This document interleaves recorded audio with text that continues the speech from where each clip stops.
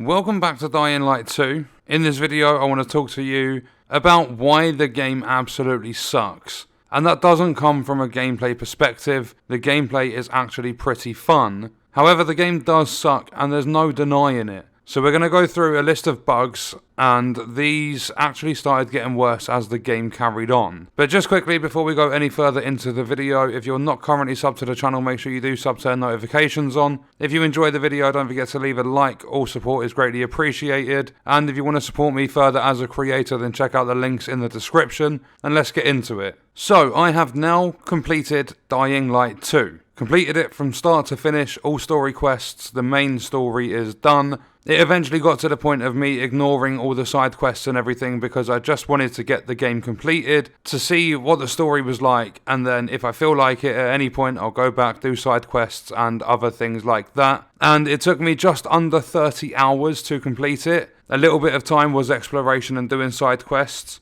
But when you get to the city centre, you will start experiencing way more issues, and they get worse and worse the more you play. Before we get into actual gameplay issues, there is no ability to rebind keys properly on this game, and although they've just allowed people to rebind them on mouse, gaming mice that have extra buttons still don't have that ability yet. However, Techland are working on it. At the moment as well, again, Techland are working on it, but there are no advanced settings for console at all, like field of view or motion blur. And some of these issues will have been polished out, they would have been fixed in an update. This is basically on how the game launched and how it was for my personal playthrough, as well as pointing out a couple of issues that others have experienced. And just to let you all know, the story is really, really bland. It is so boring.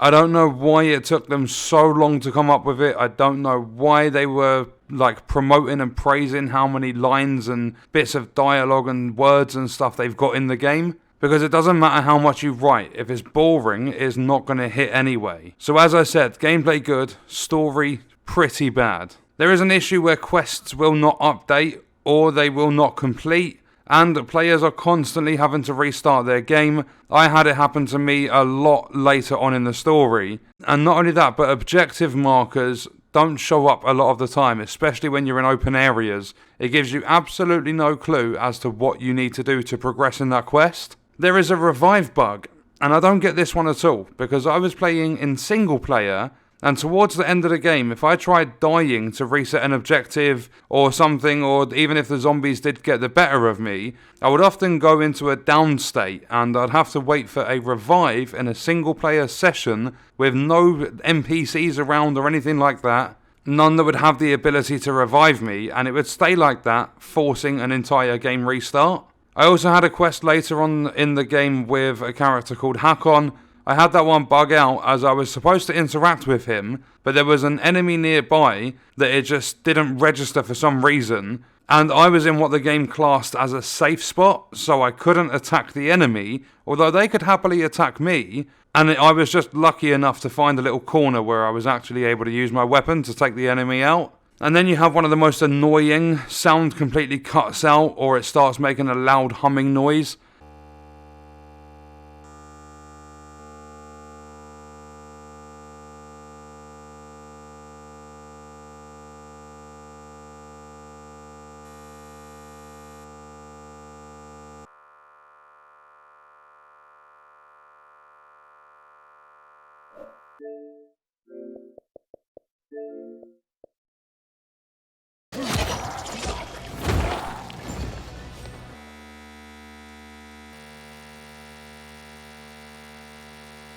And I got that one after about 20 plus hours of gameplay, and I did experience both during my playtime of sound completely cutting out and the loud humming noise. There's also an issue that I pointed out in a previous video. The Nightrunner safe houses, they seem to bug out so that you can't use them, and when the first one bugs, I've heard that even more start bugging out. And the Nightrunner safe houses are quite important when it comes to exploration. I've seen a lot more comments coming in on videos that players are also having their clocks in-game get stuck and they can't sleep. So they can't progress to daytime, they can't progress to nighttime, they are stuck on a specific time of when their clock did get stuck. There's also windmills breaking, so that when players interact with them, they do absolutely nothing. And again, they open up safe areas. Co-op is completely broken for a lot of players. Players are getting stuck in a constant death loop, and I think Techland are working on that, or they've already put out a fix for it. But again, these are issues since the launch of the game,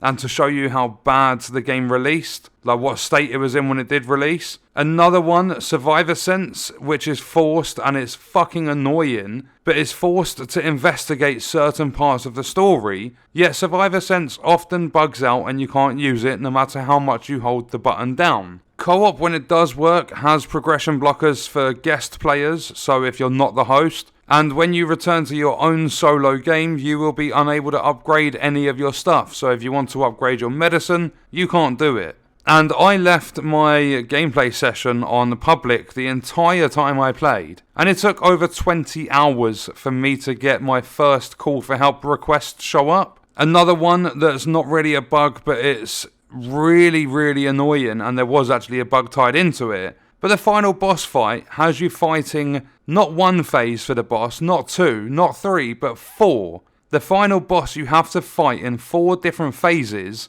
each one giving the boss full health. The boss barely has any attacks or anything like that. And also the boss fully glitched out on me, so I had to get myself killed in order to continue, or I would have had to restart the game yet again. Another one I noticed as I finished the game, out of 20 plus story quests, I believe there are 22, there is only one that is forced during nighttime. And I believe they should have done way more with that. They should have given players more quests that force the nighttime gameplay. Because even though players might get scared, they might not like the nighttime, it's still a part of the game. And then I don't know if you guys are going to remember this one, but they showcased a flooded city before the game came out. And that flooded city is only available by taking a certain route in the story. So they spent all that time creating that city for a lot of players to not be able to experience it unless they do multiple playthroughs. I'm one of those players. I never saw that flooded city because of the route I took with the story. So if I did want to see it and explore if there's possibly some secrets and stuff in there, I would have to go through the entire story all over again. And then for some reason, towards the end of the game, they put this fog in the game. Like a massive fog cloud. And it's so dense, it's off-putting, it's really annoying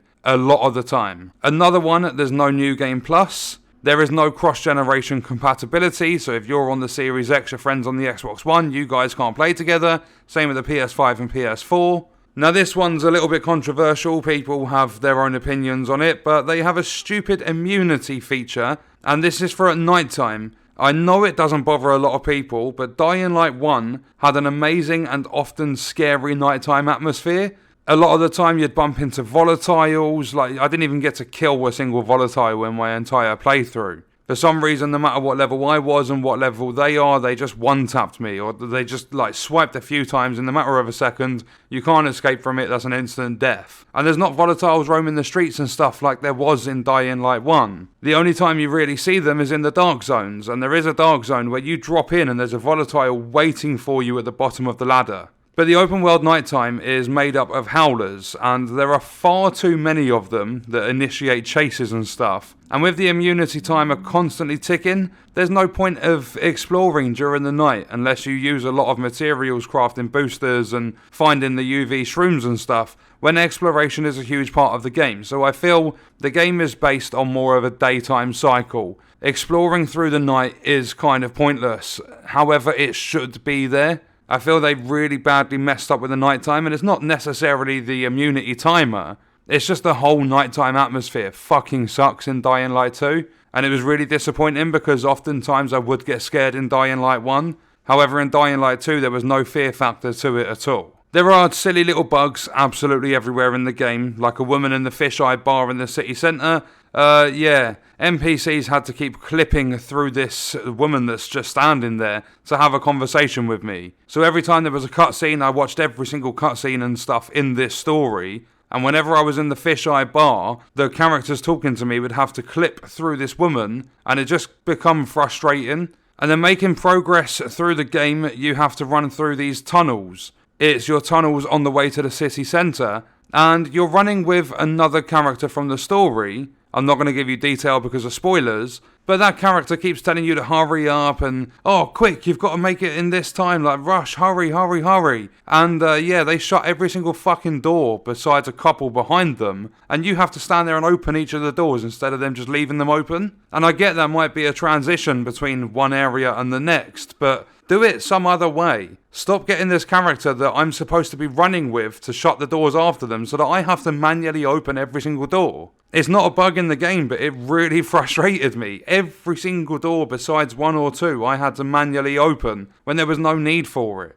And then my final point, they should not have launched the game in such a bad state considering how much time they've had to develop the game. They first announced the game in 2018 and there were so many people involved that the credits go on and on and on and on and on and on and on. I actually sat there with my right analog stick moving down so the credits were scrolling faster, and I was still sat there for over 7 minutes until I got bored of just looking at the amount of people involved with the game. And the weird thing is, all these bugs and everything, the gameplay's quite cool, yes, the story could be a lot better, yes, but there are a lot of bugs. And with that, there is a huge list in the credits of QA teams for all different areas of the game, and there's a big list of game testers as well. And between the game testers and the QA, they clearly didn't do their job because of the amount of issues. And I'm pretty sure Techland told reviewers to stay away from co-op because they knew how fucking broken it was. So whilst you praise them for making an ambitious open world game, a follow-up to a really, really loved zombie survival open world game,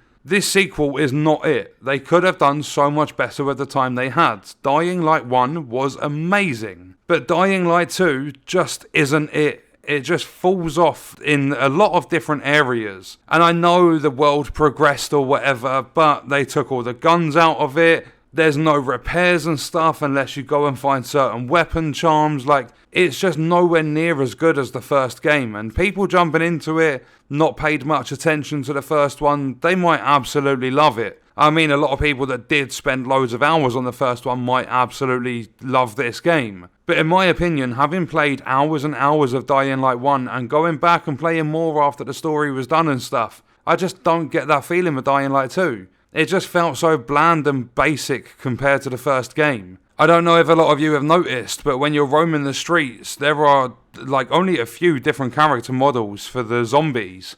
Like, you go into certain rooms here and there, and there's like 4 or 5 zombies, and they're all exactly the same character model. And I'm not saying make everyone unique, but at least have more than what felt like 5 or 6 character models for the zombies. There's just a lot of stuff, like some really nitpicky and everything, but there is so many things wrong with this game. I just don't think the gameplay makes up for that £90 purchase for the Ultimate Edition. I feel they should have put way more time and effort into creating the game, and they should have made the perfect sequel. They have the foundation there. They have all the people involved to make that possible, but they just didn't. So unless something big comes up, or story DLC releases, or anything like that, I don't think you're going to see any more Dying Light 2 videos from me. And I mean, a lot of you are probably happy to stop me moaning, but as you play more of the game, as the game gets a bit older, I know some of you are going to start pointing out these problems. Having to restart your game all the time, co-op breaking all the time, it's just not acceptable. But what we're going to do is leave the video there. Let me know your thoughts and stuff in the comments, and I'll see you in the next one. I hope you guys enjoyed it.